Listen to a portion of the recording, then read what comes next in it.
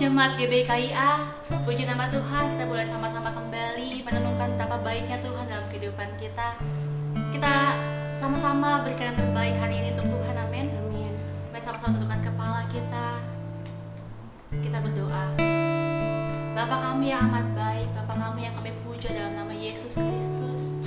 Terima kasih Tuhan, terima kasih atas setiap kejadian yang Kau izinkan terjadi dalam kehidupan kami Tuhan.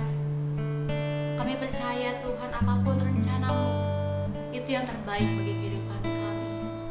Hari ini Tuhan kami boleh melihat, kami boleh tersenyum melihat kebaikan Engkau yang telah Kau nyatakan dalam langkah-langkah hidup kami Tuhan. Hari ini kami siap Tuhan memberikan yang terbaik bagi-Mu. Kami siapkan hati kami Tuhan. Kami siapkan pujian syukur kami yang terbaik untuk nama-Mu Bapa. Terima kasih Yesus, terima kasih. Haleluya.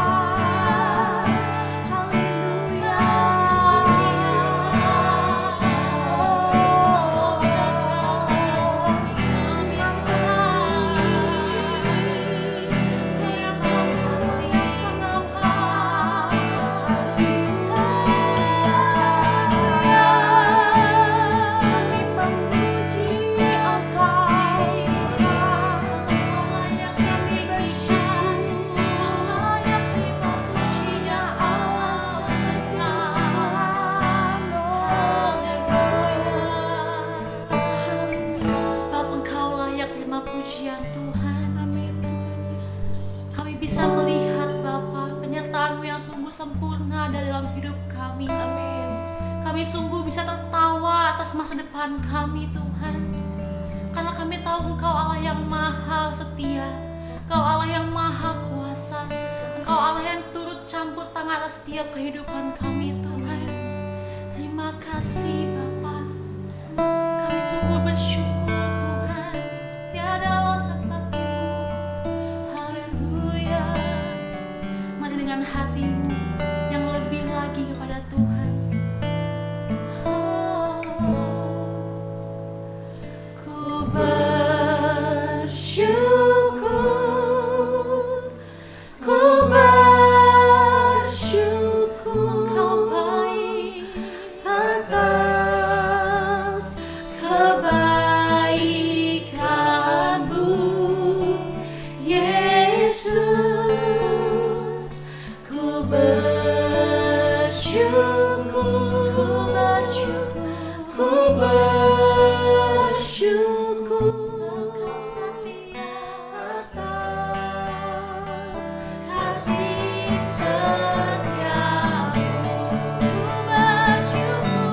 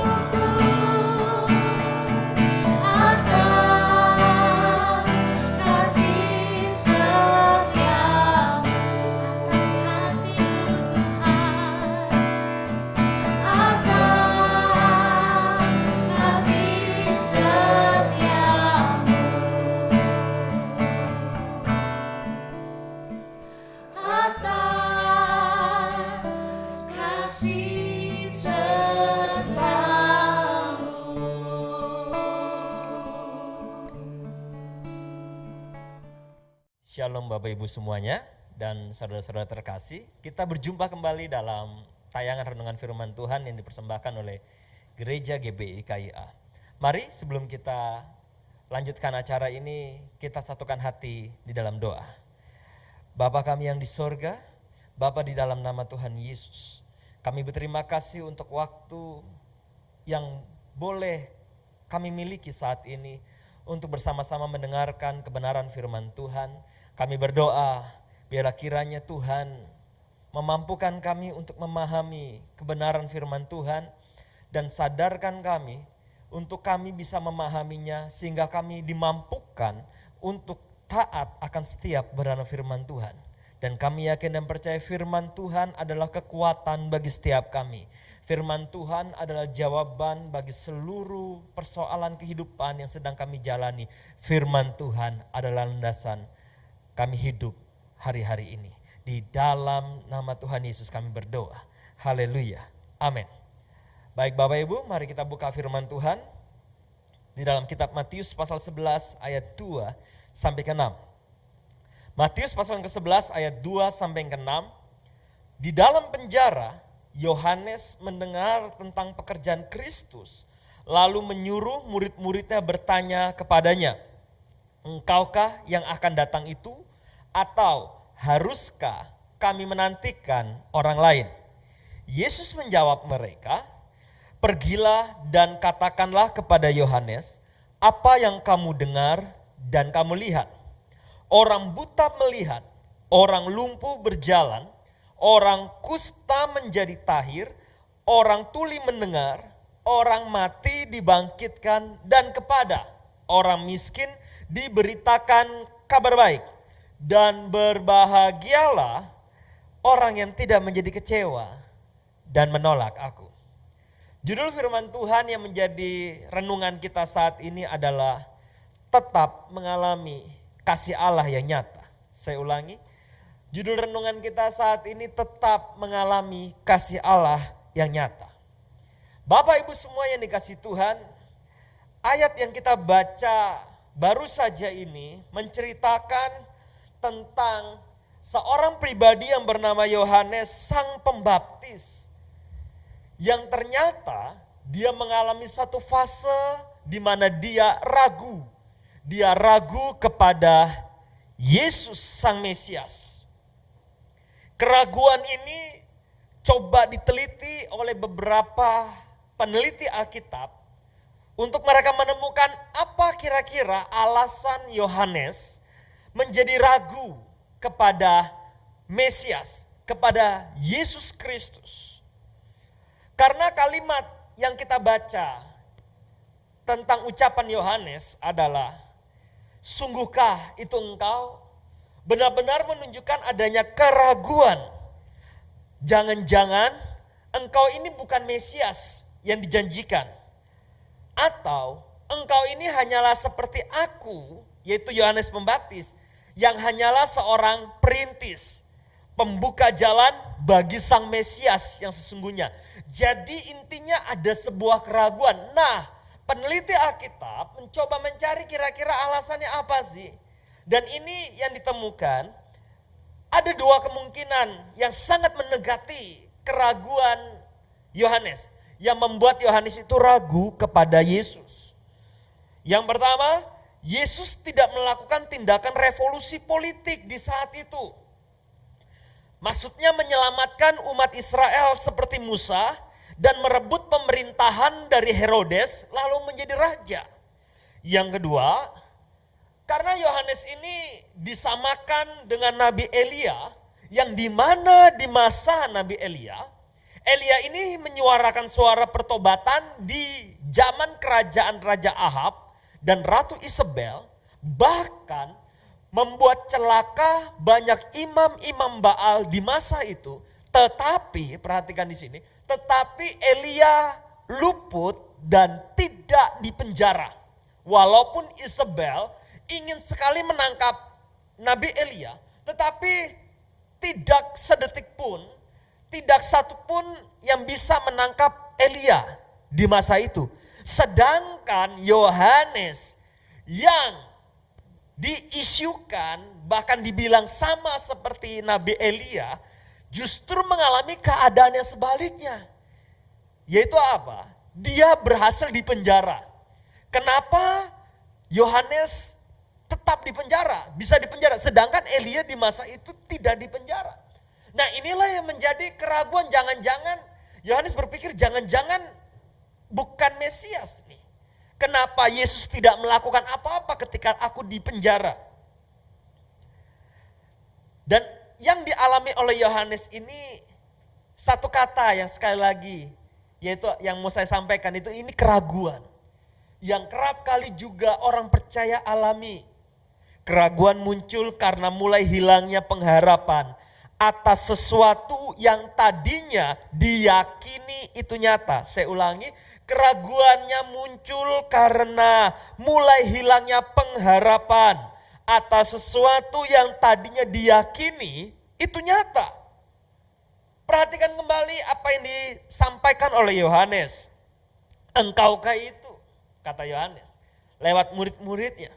Padahal Bapak Ibu semua dan saudara yang kasih Tuhan, jelas-jelas sebelum Yohanes ditangkap, Alkitab mencatat dengan lantang Yohanes menyaksikan, dengan tegas Yohanes menyaksikan kepada orang banyak, inilah anak domba Allah. Inilah Yesus Kristus yang dijanjikan untuk menjadi tebusan bagi banyak umat manusia. Tetapi keyakinan itu ternyata mulai perlahan-lahan pudar di hatinya Yohanes. Bukankah banyak orang-orang percaya seperti kita? Tadinya percaya kasih Allah itu sungguh nyata. Amin. Kita mengaminkan dan kita meyakini kasih Allah itu nyata bagi setiap kita, pribadi lepas pribadi.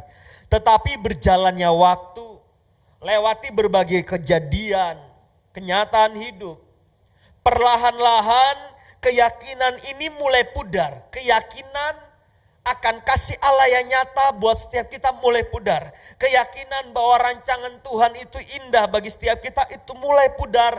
Lalu akhirnya tidak sedikit di antara kita yang mulai berbicara, Allah tidak ada buat saya. Tuhan tidak ada buat saya. Tuhan tidak adil. Mana Tuhan yang mengasihi? Mana Tuhan yang berkuasa?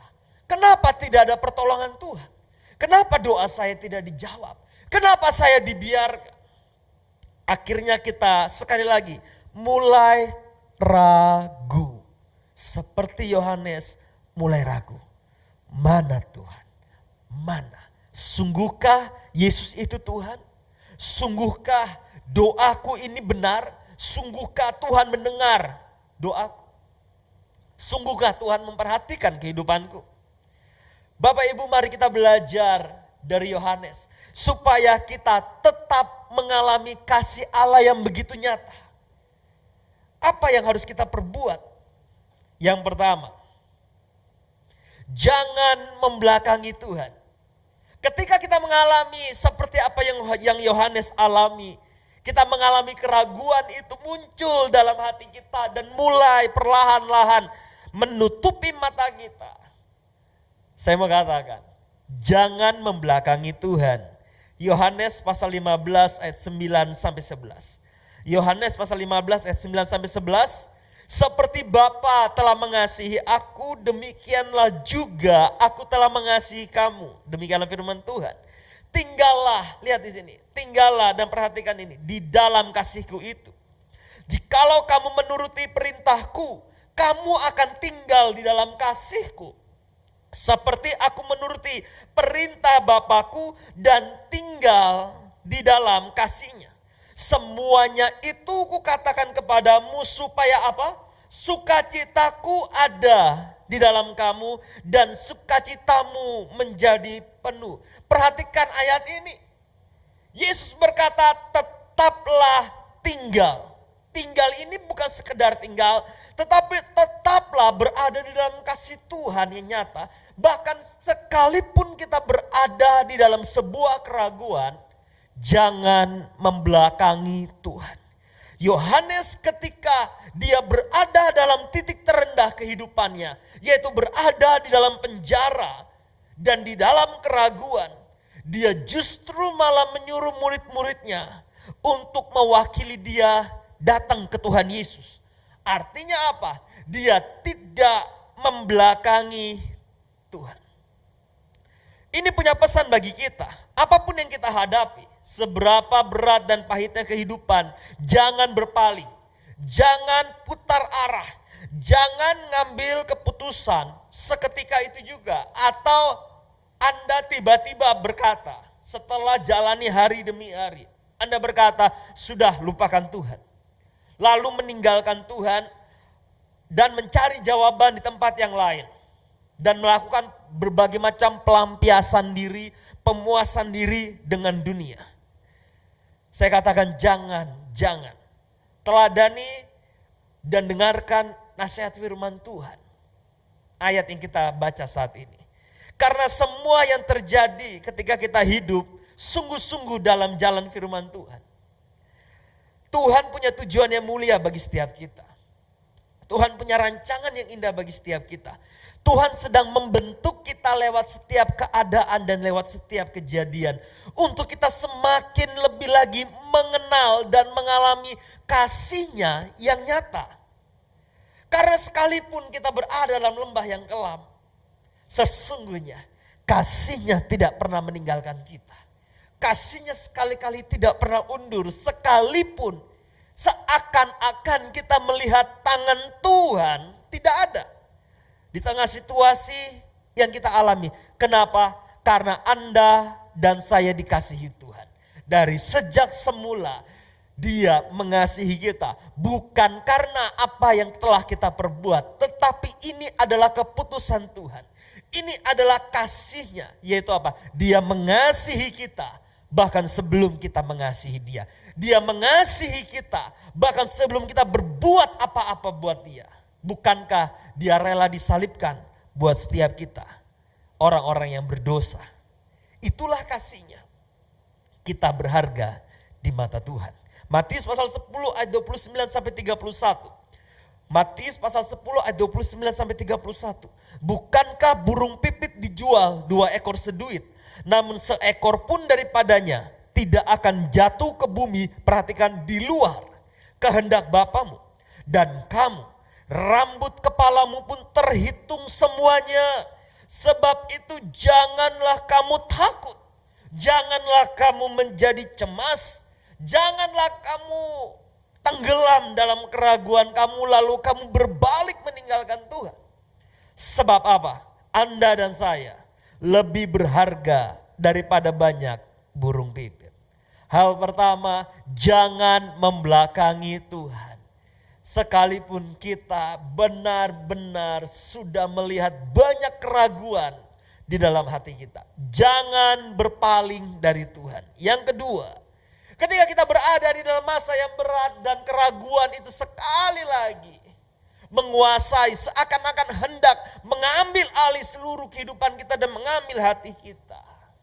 Yang kedua, yang pertama tadi jangan membelakangi Tuhan. Yang kedua, tetaplah cari Tuhan. Tetaplah tekun mencari wajahnya.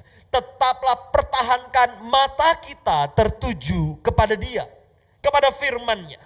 Ibrani pasal 12 ayat 2 sampai 3.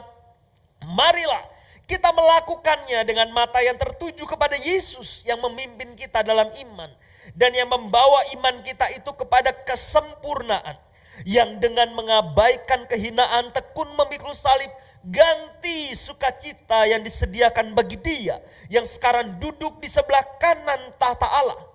Ingatlah selalu akan Dia yang tekun menanggung bantahan yang sehebat itu terhadap dirinya dari pihak orang-orang berdosa. Supaya apa? Anda dan saya jangan menjadi lemah dan putus asa. Saya ulangi, supaya Anda dan saya jangan menjadi lemah dan putus asa. Ingatlah, Ibrani mencatat, kitab Ibrani menulis bagi setiap kita. Ingatlah selalu akan Dia, artinya ingatlah akan kasih-Nya. Jangan tinggalkan itu. Tetaplah cari Dia.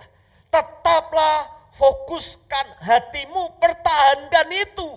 Teguhkan hatimu untuk tetap melihat dan mempercayai kasih-Nya. Sekalipun berada di situasi yang sangat tidak masuk akal, untuk tetap percaya bahwa kasih-Nya itu nyata. Yohanes Pembaptis, sekalipun dia berada di dalam penjara, dia tidak membiarkan jeruji penjara itu membuat dia untuk tidak lagi mencari Tuhan.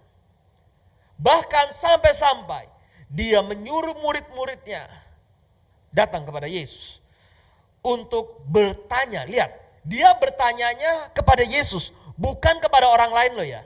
Dia tidak bertanya kepada apa pendapat kamu, pendapat manusia yang lain, atau pendapat kawan-kawannya. Sama sekali dia tidak nanya kepada sahabat-sahabatnya. Tetapi dia fokus mencari jawaban dari Tuhan. Inilah yang harus kita lakukan. Ketika kita mengalami masa yang sulit, jangan tanya kepada sahabatmu, jangan tanya pendapat temanmu, tapi bertanyalah kepada Tuhan. Carilah, memang bukan berarti lalu tiba-tiba Tuhan bersuara dari langit buat kita. Bukan, tetapi kita mencari pewahyuan, kita mencari maksud Tuhan lewat kebenaran firman Tuhan. Jangan tinggalkan itu, tetapi tekunlah dalam doa, tekunlah dalam pembacaan firman, masuklah dalam doa dan puasa. Carilah Tuhan, bukan karena Tuhan itu tidak ada. Saya aminkan Tuhan itu ada di mana-mana. Tuhan selalu ada buat kita. Tetapi kenapa dikatakan di poin ini tetap cari Tuhan? Kenapa? Karena maaf saya katakan, ketika setiap kita mengalami lembah kekelaman, ketika kegelapan mulai melingkupi kehidupan kita, inilah yang kerap kali membuat hati kita jadinya buta. Sekali lagi saya ulangi, kerap kali membuat hati kita buta dan tidak menyadari bahwa sesungguhnya Allah tidak pernah meninggalkan kita. Kerap kali rasa sakit di hati ini karena dikhianati. Kerap kali rasa sakit ya karena kita disalahpahami. Kerap kali rasa sakit karena kita ditinggalkan. Kerap kali rasa sakit karena kita melihat kenapa hal ini harus aku alami, karena hal-hal yang di luar ekspektasi kita alami. Kerap kali perasaan ini yang menguasai pikiran kita, bahkan tidak sedikit yang merubah pola pikir kita tentang Tuhan.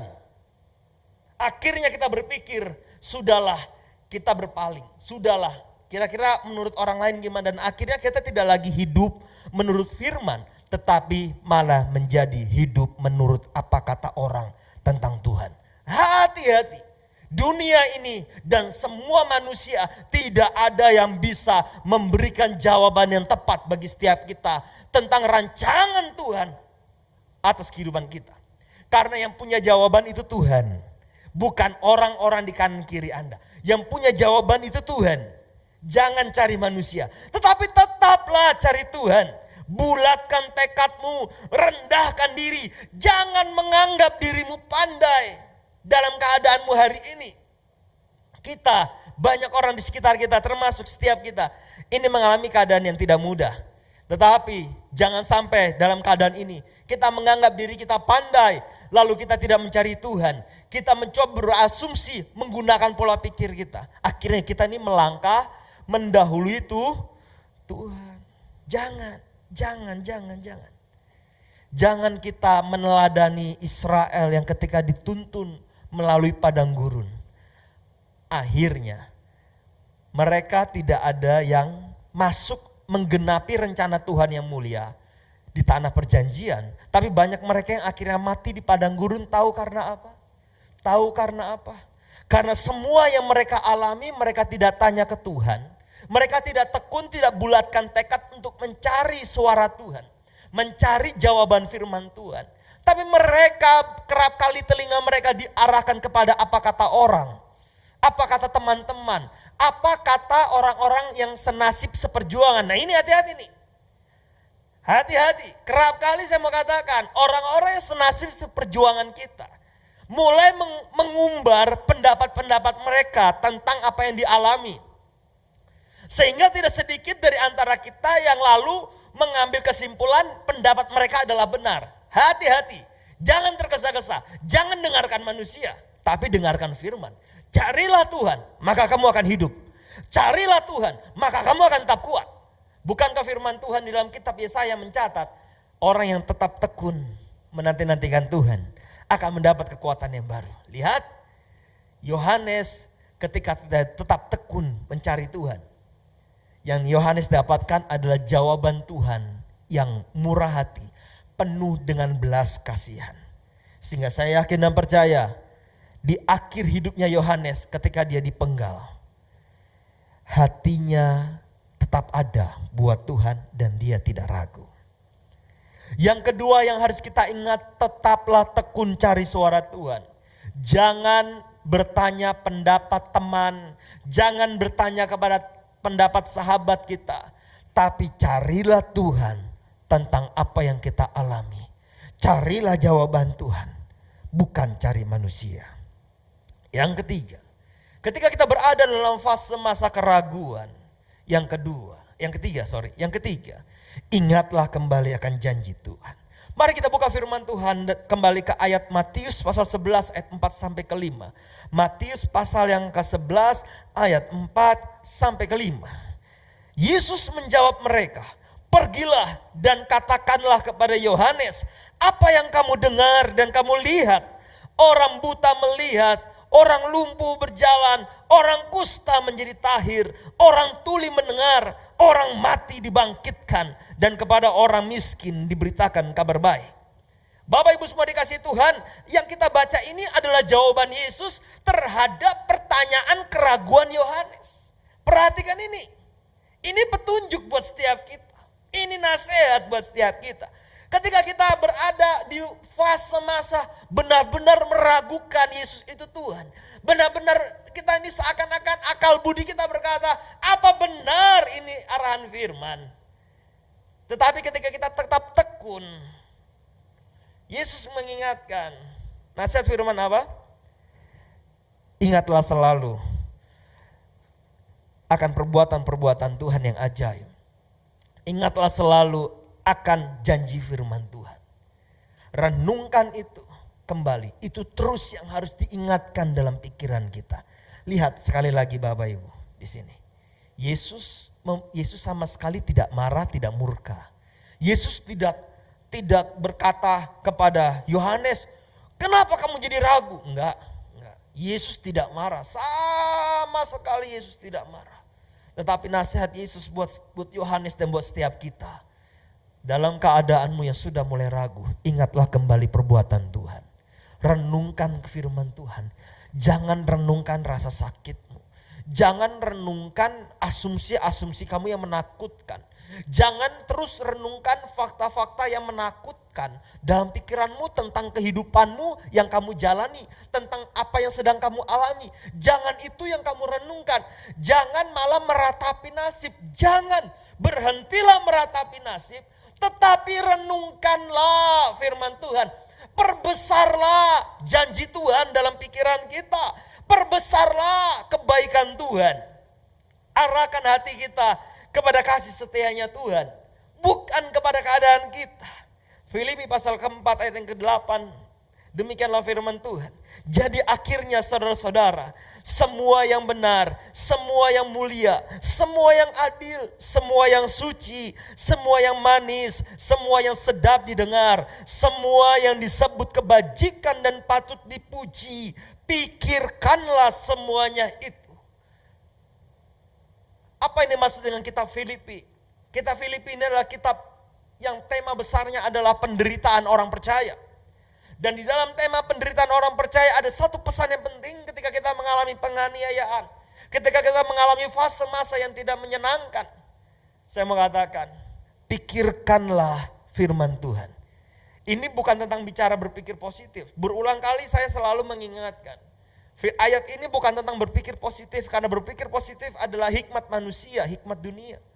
Tetapi firman kebenaran, firman Tuhan mengingatkan kita, renungkanlah itu siang dan malam. Apa yang direnungkan? Firman, janji Tuhan, kasih Tuhan. Bahkan perkatakan, gunakan mulutmu, gunakan pikiranmu untuk terus mengucapkan firman Tuhan, mengucapkan janji-janji Tuhan, mengucapkan betapa besarnya kasih Allah itu bagi kita. Jangan yang kita kumandangkan, jangan yang kita renungkan adalah keadaan kita. Karena apa yang kita renungkan dan apa yang kita pikirkan, itulah yang kerap kali mengontrol kita dan mengendalikan kita. Tetapi kalau kita mau dikendalikan oleh firman, saya mau katakan, latihlah pikiranmu untuk memikirkan firman. Supaya hidupmu dipimpin oleh firman, bukan hikmat dunia, bukan hikmat manusia. Sekali lagi, jangan bangun pikiran kesengsaraan. Jangan bangun pikiran tertolak. Jangan bangun pikiran negatif dalam hidup kita. Tetapi bangunlah firman di dalam pikiran kita. Bangunlah janji-janji Tuhan. Bangunlah rancangan Tuhan. Maka saya yakin dan percaya, ini semua akan menuntun kita untuk tetap terus kuat melangkah.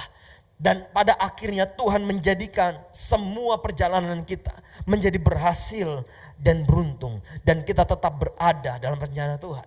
Apa yang dimaksud dengan berhasil dan beruntung? Bukan bicara soal akhirnya kita mendapatkan materi yang banyak, bukan. Tapi ini bicara kita tetap berhasil berjalan di dalam maksud dan rencana Tuhan yang mulia. Dan pada akhirnya kasih Tuhan yang nyata, itu tetap nyata, sungguh-sungguh nyata. Bahkan di akhir tahun ini, kasih Tuhan boleh kita tetap berkata, Tuhan itu baik. Kasih Tuhan sungguh nyata. 3 perkara jangan kita lupakan untuk tetap mengalami kasih Tuhan. Yang pertama adalah jangan kita membelakangi. Jangan kita membelakangi Tuhan. Apapun keadaan kita, jangan berputar balik. Yang kedua, tetaplah tekun cari jawaban Tuhan, bukan cari pendapat manusia. Saya ulangi, jangan nanya pendapat manusia, tapi carilah jawaban Tuhan lewat persekutuanmu dalam firman, dalam doamu. Dan yang ketiga, ingatlah selalu akan perbuatan Tuhan. Seperti Yesus mengingatkan Yohanes, orang buta melihat, orang tuli mendengar, orang mati dibangkitkan, dan kepada orang miskin diberitakan kabar baik. Bapak, Ibu, dan saudara-saudara sekalian, kasih Tuhan itu nyata. bagi setiap kita. Mari kita berdoa. Terima kasih kepada firman-Mu yang boleh kami dengar ya Tuhan saat ini. Biarlah kebenaran firman-Mu menuntun setiap kami.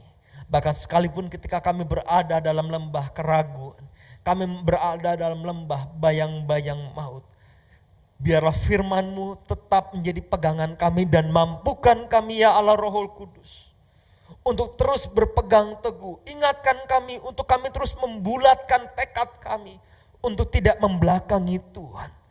Untuk tetap mencari Tuhan dan tidak mendengarkan perkataan kanan kiri. Dan kami terus merenungkan janji Tuhan, perbuatan Tuhan yang ajaib dan dahsyat dalam kehidupan kami.